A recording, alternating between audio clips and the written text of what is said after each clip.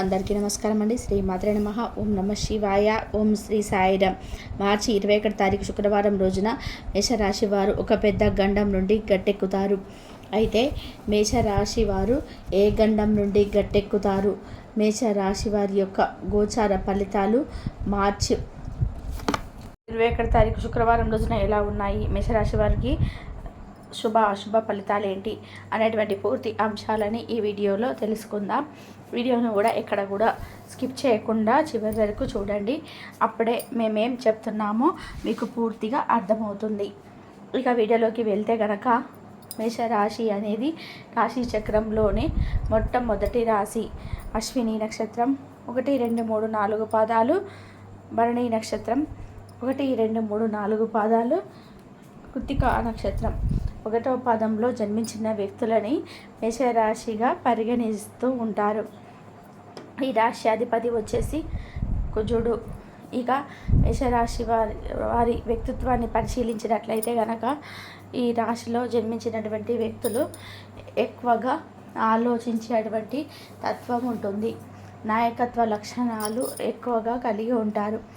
ఈ మేషరాశి వారు పెట్టుకున్నటువంటి లక్ష్యాలు అనేటివి చాలా చురుకుగా ఉంటాయి.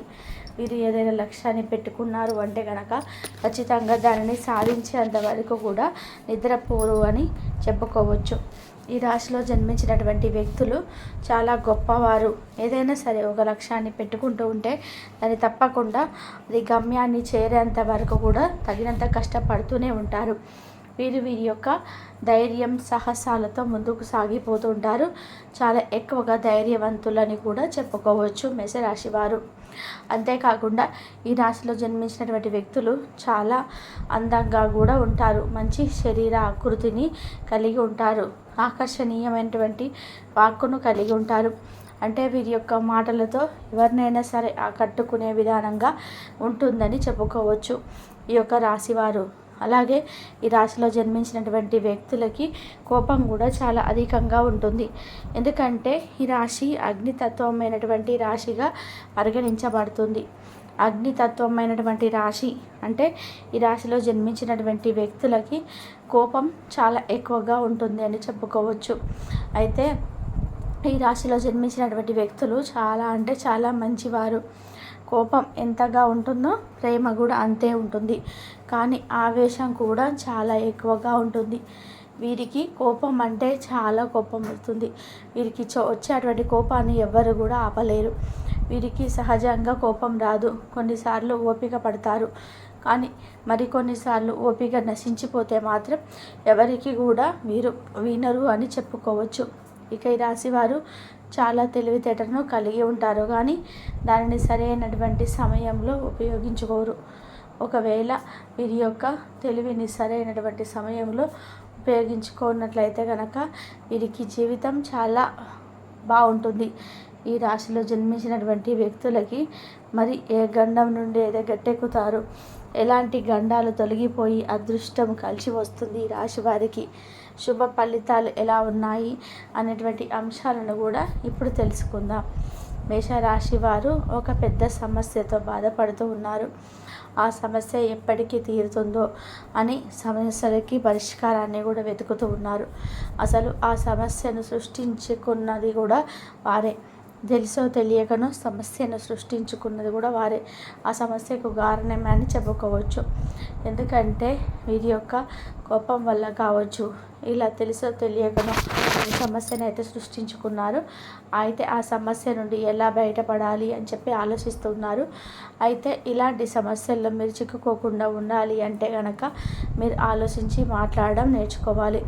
అలానే ఎక్కడ తప్పు ఎక్కడ రైటు, అసలు ఎక్కడ ఎలా మాట్లాడాలి, అలానే కొంచెం కోపాన్ని తగ్గించుకోవాల్సిన అటువంటి అవసరం కూడా మేషరాశి వారికి ఉంటుంది. ఎందుకంటే వీళ్ళు చాలా కోపంతో ఉంటారు. ఎప్పుడు కూడా వీళ్ళు చాలా కోపంతో అంటే మాట్లాడడం కానీ కోపిష్టి వారిలాగా కానీ ఉండడం జరుగుతుంది. కనుక ఈ రాశి వారు కొంచెం కోపాన్ని తగ్గించుకున్నట్లయితే కనుక చాలా బాగుంటుందని చెప్పుకోవచ్చు. అయితే ఈ రాశిలో జన్మించినటువంటి వ్యక్తులు కోపం అనేది అధికంగా ఉంటుంది. ఇక ఈ కోపం అనేది తొలగిపోయి అంటే తొలగించుకోవడానికి ప్రయత్నిస్తారు. కానీ విఫలం అవుతూ ఉంటారని కూడా చెప్పుకోవచ్చు.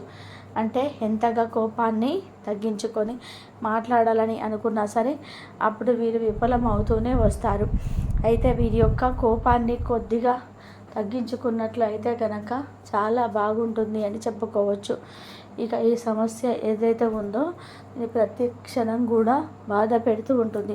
ఏదైతే ఈ సమస్య ఉందో వీరికి ఒక సమస్య వల్ల బాధపడుతున్నారో అయితే మేషరాశిలో జన్మించినటువంటి ప్రతి ఒక్కరు కాకపోవచ్చు. అందరికీ ఒకేలాగా గోచార ఫలితాలని ఉండవు. ఎవరి కర్మను బట్టి వారు లేదా ఎవరు ఎంత ఆలోచించి తెలివిగా నిర్ణయాలు తీసుకుంటే ఎంత తెలివిగా మాట్లాడగలిగితే అలాంటి వారికి ఏ సమస్యలు కూడా ఉండవు. ఇలా ఒక్కొక్కరికి ఒక్కొక్క రకంగా ఉంటుంది. కానీ కొంతమంది మేషరాశి వారికి మాత్రం కొన్ని సమస్యలు అనేటివి వచ్చే అవకాశాలు కనిపిస్తున్నాయి. అయితే ఈ సమస్యలను తొలగించుకోవడానికి తప్పకుండా మీరు మీ ఇష్ట దైవారాధన చేయండి, నవగ్రహాల పూజ చేయండి, ముఖ్యంగా ఆలోచించి మాట్లాడండి, కోపాన్ని కంట్రోల్లో పెట్టుకోండి. మీ మాటల్ని కోపాన్ని కూడా కొంచెం కంట్రోల్లో పెట్టుకుంటే కనుక చాలా బాగుంటుందని చెప్పుకోవచ్చు. ఇక ఈ రాశిలో జన్మించిన వ్యక్తులకి బరువు బాధ్యతలు కూడా చిన్న వయసు నుండే కూడా అలవాటు అని చెప్పుకోవచ్చు. అది చిన్న వయసు నుండే కుటుంబం యొక్క బరువు బాధ్యతలను మోసేటువంటి రాశి మేషరాశి అని చెప్పుకోవచ్చు. ఇక ఈ రాశి వారికి కుటుంబం పైన కావచ్చు లేదా డబ్బు పైన కావచ్చు మంచి అవగాహన అనేది ఉంటుంది. ఇక మేషరాశిలో జన్మించినటువంటి వ్యక్తులు ఖచ్చితంగా ఈ సమయంలో అనుకున్నటువంటి పనులను ఖచ్చితంగా చేసి చూపిస్తారు. గోచార ఫలితాలు అనుకూలంగా ఉన్నాయి. అలాగే ఏదైతే ఒక పెద్ద సమస్యతో బాధపడుతున్నారో ఆ సమస్య నుండి కూడా గట్టెక్కించే బాధ్యత కూడా ఆ పరమేశ్వరుడే స్వీకరించాడని చెప్పుకోవచ్చు. శివనామ స్మరణ చేయండి, పరమేశ్వరుని పూజించండి. పరమేశ్వరుడు ఒక అనుగ్రహంతో మీ సమస్యలు అన్నీ కూడా తొలగిపోతాయని చెప్పుకోవచ్చు.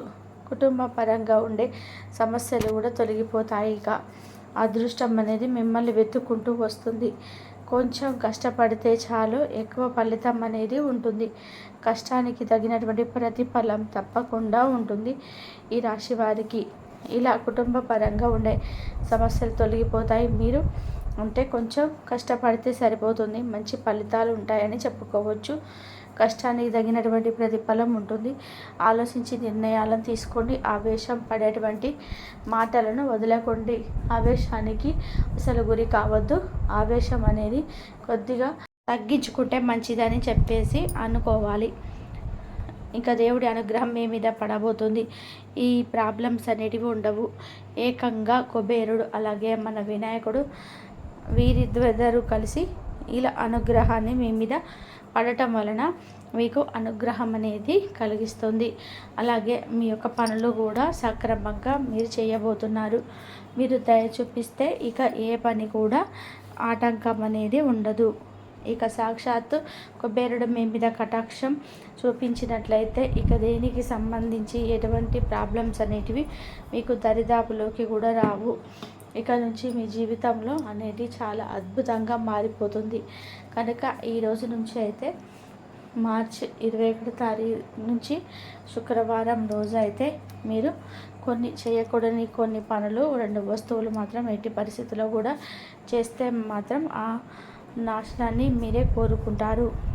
అవి ఏంటి అంటే కనుక మీరు చేయాలనుకున్న పని ఉంది, వేరే వాళ్ళ మీద డిపెండ్ అయ్యి ఆ పనిని వాళ్ళు చేస్తారులే ఏముంది టైం చాలా ఉంది కదా అని మీరు నిర్లక్ష్యం చేసి అని మీరు ఇలా ఎవరైతే చేస్తే ఎటు అవ్వడం అంటే అనేక ఆలోచనలతో ఏదైతే ఉంటారో దాన్ని మొట్టమొదటిగా స్టాప్ చేయాలి. మీ పని మీద మీరే శ్రద్ధ వహించాలి. దాన్ని వేరే వారు చేయరు కదా. అలాగే ఇక్కడ మీరు ఏ పని స్వయంగా చేయాలి అనుకుంటే ఏంటంటే కనుక మీరు ఏదైనా బిజినెస్ స్టార్ట్ చేయాలనుకున్నారనుకోండి, ఎక్కడికైనా వెళ్ళి ఏదైనా పని చేయాలనుకున్నా కానీ డబ్బుకు సంబంధించిన ఎటువంటి పని కూడా మీ చేతిలో నుండి చేయాలి. వేరే వాళ్ళ మీద ఆధారపడి మీరు వారితో చేయించుకోవడం అసలు మంచిది కాదు. కనుక ఈ 2 పని ఏంటంటే కనుక అందరినీ నమ్మడం, మీరు చాలా గుడ్డిగా నమ్ముతూ ఉంటారు. ఇలా మీరు అందరినీ ఇట్టే నమ్మడం వల్ల మీకు ప్రాబ్లమ్స్ అనేటివి చాలా వస్తూ ఉంటాయి. కనుక తొందరపడి ఎలాంటివని నమ్మకూడదు. ధన్యవాదాలు.